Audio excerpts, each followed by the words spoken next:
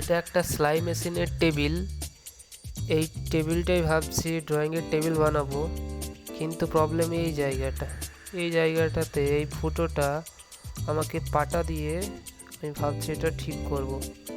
তো তার জন্য আমি স্কেল নিয়ে নিলাম।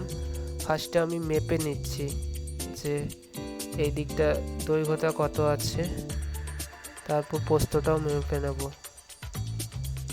তো এই পাটাটা নিয়েছি, পাটাটা ভেজা পাটা, তাও কাজ চলে যাবে, পাটাটা শক্ত আছে। ফার্স্টে দাগ নিয়ে নিলাম যেখানে কাটিং করব। এই দাগ নিয়ে নিচ্ছি, এটা আমাদের কাটিং করা হবে। তার আগে এটা পরিষ্কার করে নিচ্ছি, এটাকে ক্লিন করতে হবে, নাহলে পাটাটা বসবে না, সেটা মাথায় থাকে।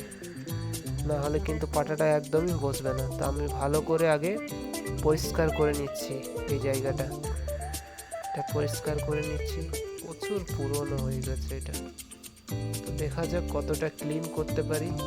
ঠিক আছে, আমরা একটা ইট নিয়েছি, ইটের উপর পাটাটা রেখে এখানে কাটিংটা হবে। হ্যাকসো ব্লেড নিয়েছি, হ্যাকসো ব্লেডটাতে কাটিংটা করব, কিন্তু খুব সাবধানে। অনেক পিছল দিচ্ছে কাটটা, পাটাটা প্রচুর পিছল দিচ্ছে, তো খুব সাবধানে কাটবেন, নাহলে হাত কেটে যেতে পারে। তো আমি খুব সাবধানেই কাটছি। আমাদের পুরো কাটা কমপ্লিট হয়ে গেছে, একদিকটা পুরো কমপ্লিট হয়ে গেল, দেখে নিন একদম পুরো ক্লিয়ারলি শেপ এসে গেছে। ঠিক আছে, এবার আমরা অপোজিট সাইড একদিকটা ওই দাগ দেওয়া আছে সেখানে আমরা কেটে নেব। কিন্তু বারবার বলা হচ্ছে খুব সাবধানে, কিন্তু আস্তে আস্তেই কাটবেন।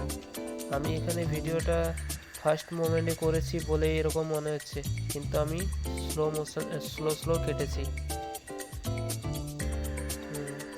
আর পাটাটা ভেজা ছিল, তো ওই জন্য অতটা প্রবলেম আসেনি। তো যাই হোক, আমি দেখে নিই ফিটিং হচ্ছে কিনা। কিন্তু এখানে দেখছি পুরোপুরি ফিটিং একদম ভালো করে হয়ে গেছে। একটু ওই সাইডে কাটিং করতে হবে, একটু ওই যে কোনগুলো যে ঘুরবে না, কোনগুলো, আর এই সাইডটা পুরো দিকটা আমাকে দেখতে হবে, কারণ এই পাটাটাতে তো হচ্ছে না পুরোটা। তার একটা পাটা আমাকে অ্যাড করতে হবে।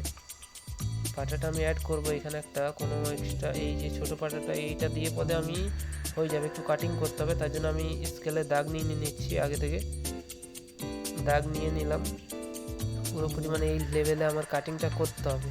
কিন্তু পাটাগুলো ভেজা আছে, অনেক জলদি কাটা হয়ে যাচ্ছে। ঠিক আছে, কিন্তু খুব সাবধানে এই পাটাটাকে আগে কেটে নিই, খুব সাবধানে করবেন। ইট কিন্তু পিছল মারছে, অনেক পিছল মারছে, কাটতে কিন্তু অনেক প্রবলেম হয়েছে। এতে আমার হাতও কাটা গেছে, দুবার আমার হাতে লেগে গেছে। ভিডিও করছিলাম না, ওই জন্য আমি দেখানো হলো না। এইরকম ঠিক আছে, হ্যাঁ, কাটিংটা আমার পুরোপুরি কমপ্লিট হয়ে গেল, প্রায় হয়ে গেছে পাটাটা। ঠিক আছে, এই কোনগুলো যে ঘোরা আছে তার জন্য আমি কাটিং করে নিচ্ছি, কোনগুলোর জন্য। ঠিক আছে, কোনগুলো যে ঘোরা আছে তার জন্য একটু কাটিং করে নিলাম। দেখে নিয়ে এবারে পুরোপুরি ফিনিশিং দেখুন। এই যে সাইডগুলো একটু যে পাটাটা কাটা আছে না, একটু করে ওইটা, ওই গ্যাপটাকে মানে ঠিকঠাক বসানোর জন্যে উপরের ইয়েটা, আর এইটা দিলাম কারণ ছোটো মতো একটু লাগবে কোনটাতে, ওই জন্য দেখছি এই পাটাটা লেগে গেছে, এই পাটাটা পুরোপুরি ঠিকঠাক লেগে গেছে। এবার এইটা, হ্যাঁ, এটাও একটু ওই সাইডে লাগছে, হয়ে যাবে। ওইটা একটু হাতুড়িতে ঠোকাঠুকি করলে হয়ে যাবে।